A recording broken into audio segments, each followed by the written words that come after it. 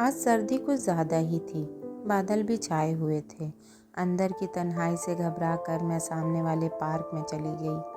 Park में इक्का दुक्का लोग मौजूद थे। हमेशा की तरह मैं जाकर बेंच पर बैठ गई। सर्दी से कपकपाते जिस्म को मैंने चादर से ढांपने की नाकाम कोशिश की। मेरी बेंच से आगे वाली बेंच पर एक और लड़की बैठी हुई थी। वो चिप्स खाने के साथ साथ मोबाइल पर किसी से बातें कर रही थी। मैंने ना चाहते हुए भी उसकी तरफ देखा। बात करते करते उसकी आवाज़ कभी ऊंची और कभी धीमी हो जाती थी। किसी की बातें चोरी छुपे सुनना बुरी बात है, मगर उस लड़की की बातों में वैलेंटाइन का जिक्र सुनकर मैं चौंके बिना ना रह सकी। आह, कल 14 फरवरी है, मेरे लिए दुखों भरा दिन। 3 साल हो गए मुझे अपनी नादानी में की गई गलती की सज़ा अब भी याद है। 14 फरवरी का वही जालिम दिन था जब मेरे अपने नादानियों की वजह से मुझसे दूर हो गए थे। इतने दूर कि मैं अब चाहते हुए भी उनको आवाज़ नहीं दे सकती हूँ। मेरे अंदर का दुख अचानक बढ़ गया था। वो लड़की अब भी मोबाइल से लगी हुई थी।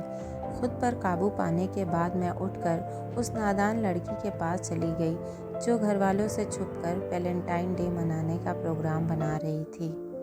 मुझे अपनी तरफ आता देखकर उस लड़की ने फ़ौरन कान से मोबाइल हटाकर बंद कर दिया। मुझे नहीं पता कि तुम कौन हो और ना तुम मुझे जानती हो, मगर मेरा मकसद तुम्हें समझाना है, क्योंकि मैं नहीं चाहती कि तुम भी मेरी तरह अपनों का भरोसा गवा दो। मेरी तरह जानबूझकर गलती की सज़ा सारी ज़िंदगी भुगतो। कौन है आप और क्या कह रही हैं? वो लड़की हैरत से बोली।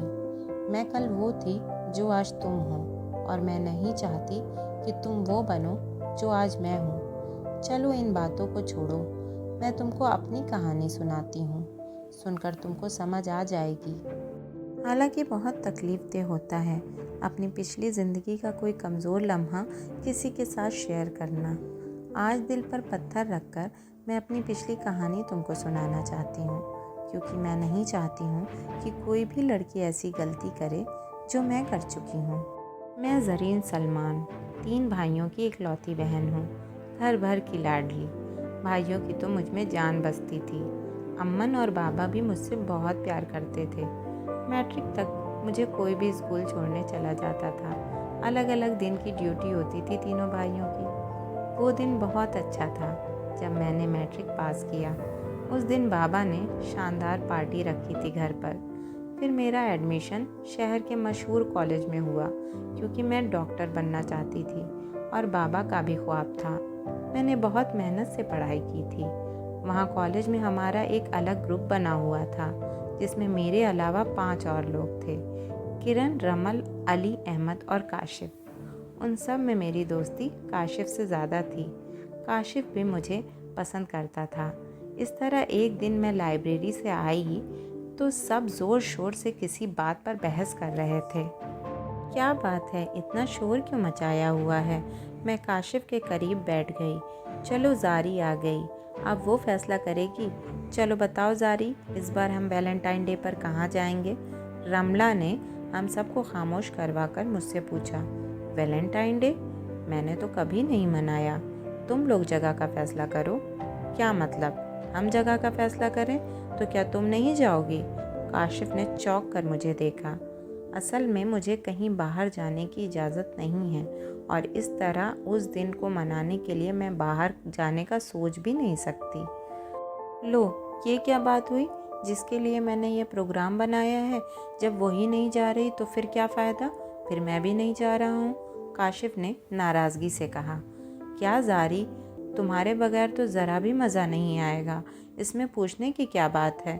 हम घर वालों को बगैर बताए जाएंगे, घर से कॉलेज आएंगे, फिर वहाँ से चले जाएंगे। किरण ने तो पूरा प्रोग्राम ही सेट कर लिया था। क्या है यार, चलो ना, घर वालों को कौन बताएगा? मुझे उलझन में देखकर किरण ने मेरा हौसला बढ़ा दिया।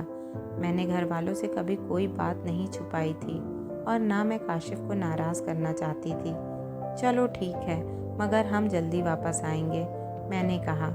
हाँ हाँ, जल्दी वापस आएंगे, अली ने काशिफ को देखकर आंख मारी। मेरे दोस्त के घर वैलेंटाइन पार्टी है, हम सब वहाँ जाएंगे, बहुत मज़ा आएगा। इस बात पर सब राज़ी हो गए। घर आकर मैं थोड़ी परेशान थी।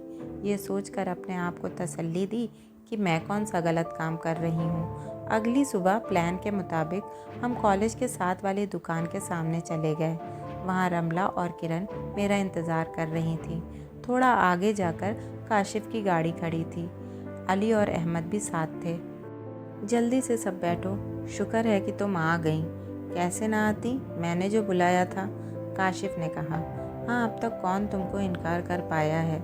किसकी इतनी हिम्मत कि मेरे यार के कहने पर ना आए। अहमद की बात पर सबने कहकहा लगाया। यूं हम सारे रास्ते हंसी मजाक करते रहे। फिर आधे घंटे बाद हम एक खूबसूरत बंगले के सामने रुक गए, जो कि बहुत सुनसान जगह पर था। काशी, ये तुम्हारे दोस्त का बंगला है? ये तो ड्रीम लैंड है, माय गॉड, रमल ने कहा। अंदर चलो, ये उससे भी ज़्यादा खूबसूरत है। हम सब अंदर चले गए। अंदर से वाकई बंगला बहुत खूबसूरत था। अंदरूनी हॉल में ज्यों ही हम दाखिल हुए, म्यूज़िक की तेज़ आवाज़ ने हमारा इस्तकबाल किया। वहाँ काफ़ी तादाद में लोग मौजूद थे। कुछ लड़कियाँ स्टेज पर डांस कर रही थीं। मुझे ये सब देखकर कुछ अजीब सा लग रहा था। हमें देखकर एक मीडियम एज का आदमी हमारी तरफ आ गया। हेलो यंग मैन, कैसे हो तुम? बहुत देर कर दी तुम लोगों ने, उस आदमी ने काशिफ से गले मिलते हुए कहा। लेट तो नहीं हुए हैं, अभी तो 9 ही बजे हैं। लेट ऐसे कि ये पार्टी तो रात 12 बजे से जारी है। अच्छा, अब सबका इंट्रोडक्शन तो करवा दो, उसने काशिफ से कहा। हाँ, ये किरण, रमल, जारी और ये मैं, अली और अहमद। काशिफ ने सबका इंट्रोडक्शन करवाया। काशिफ को आगा फैज़ान के दोस्त कहने पर मुझे बड़ी हैरत हुई, क्योंकि वो काशिफ से उम्र में काफ़ी बड़ा था। वाओ, सबको देखकर बहुत अच्छा लगा, आगा फैज़ान ने कहा। चलो अंदर आओ और एंजॉय करो। आगा फैज़ान ने एंजॉय पर काफ़ी ज़ोर दिया। रमल और किरण अंदर घूम फिर कर अंदरूनी हॉल का जायज़ा ले रही थी, जबकि मैं काफ़ी नर्वस वहाँ खड़ी थी। आओ ना, रुक क्यों गई? काशिफ मेरा हाथ पकड़कर मुझे अंदर ले आया। मुझे एक साइड पर कुर्सी पर बिठाकर काशिफ वहाँ से चला गया। रमल और किरण न जाने कहाँ रह गई थीं। मैंने उनकी तलाश में निगाहें दौड़ाईं, लेकिन वो कहीं भी नज़र नहीं आई। मुझे परेशानी ने घेर लिया। वहाँ मैंने काफ़ी वक्त गुजारा, मगर किसी का कोई पता नहीं था। हॉल में अजीब सा समा था।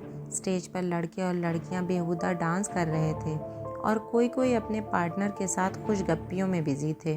आप क्यों खामोश बैठी हैं? ना जाने कब आगा फैज़ान मेरे साथ वाली कुर्सी पर आकर बैठ गया था। जी, लगता है आप पहली बार ऐसी पार्टी में आई हैं, आगा मेरे करीब होकर कहने लगा। मैं अपने आप में सिमट गई। मुझे खामोश देखकर आगा ने मेरा हाथ पकड़ लिया। चलो आओ, तुम्हें एंजॉय करवाऊं। क्या बेहूदगी है, छोड़ो मेरा हाथ। मैंने अपना हाथ छुड़ाने की बहुत कोशिश की, मगर उसकी पकड़ बहुत मजबूत थी। छोड़ भी देंगे, इतनी भी क्या जल्दी है, उसने कमीनेपन से कहा, जबकि मेरा हाल बुरा था। काशिफ, काशिफ, रमला, किरण, अली, कहाँ हो तुम सब? मैंने बारी बारी सबको आवाज़ दी, मगर बेफ़ायदा। वो लोग ना जाने कहाँ चले गए थे। सब लोग आपस में इतने मगन थे कि किसी ने मेरे चीखने की आवाज़ ही ना सुनी। निकालो जितनी आवाज़ें निकाल सकती हो। और रहा काशिफ, वही तो तुमको मेरे पास लाया है। बकौल उसके तुम बहुत टॉप चीज़ हो। वो खबासत से मुस्कुराया और फिर मुझे घसीट कर अंदर ले जाने की कोशिश करने लगा। मैंने भरपूर कोशिश की, मगर बेफ़ायदा। वो मुझे घसीट कर सामने कमरे में ले आया। या अल्लाह, मेरी इज़्ज़त बचा ले। रोते रोते मैंने पूरी शिद्दत से खुदा को पुकारा। शायद वो लम्हे कबूलियत के थे। बाहर बहुत शोर मचा हुआ था। लोगों के दौड़ने की आवाज़ें आ रही थीं। इससे पहले कि आगा मुझसे और बदतमीज़ी करता, उसका मोबाइल बज पड़ा और ना जाने दूसरी तरफ से किसी ने क्या कहा, वो मुझे वहीं छोड़कर भागता हुआ बाहर चला गया। मैं भी मौका पाकर बाहर की तरफ भागी, मगर बाहर भी ज़िल्लत, शर्मिंदगी मेरे इंतज़ार में थी। बाहर अपने कज़िन डीएसपी वकास को देखकर मेरे पाँव के तले ज़मीन निकल गई। मेरा दिल चाह रहा था कि ज़मीन फट जाए और मैं उसमें समा जाऊं। मुझे नहीं पता कि पुलिस वहाँ क्यों आई थी। वकास की आंखें मुझे देखकर फटी की फटी रह गई थीं। उसने मुझसे कुछ नहीं पूछा, पूछने की ज़रूरत भी नहीं रही थी। उसने आगा फैज़ान को कमरे से निकलते देखा था और उसके कमरे में सिर्फ मैं थी। उसने मेरे भाई को फ़ोन करके बुलाया और पिछले दरवाजे से मुझे उसके साथ भेज दिया। मुझे देखकर भाई की आंखों में जो दर्द और दुख था, वो देखकर मेरा मर जाने को दिल करता था। सारे रास्ते भाई बर्दाश्त करके गाड़ी चलाता रहा। 3 बार हादसा होते होते रह गया। भाई गाड़ी खड़ी करके फ़ौरन मेरी तरफ देखे बगैर अंदर चला गया। मरे मरे कदमों से मैं खुद को घसीटती हुई अंदर आई। सामने अम्मन और बाबा और मेरे दोनों भाई खड़े थे। मैं लफ्ज़ों में नहीं बता सकती कि मेरी क्या हालत थी। भाइयों की आंखें बिल्कुल लाल थीं।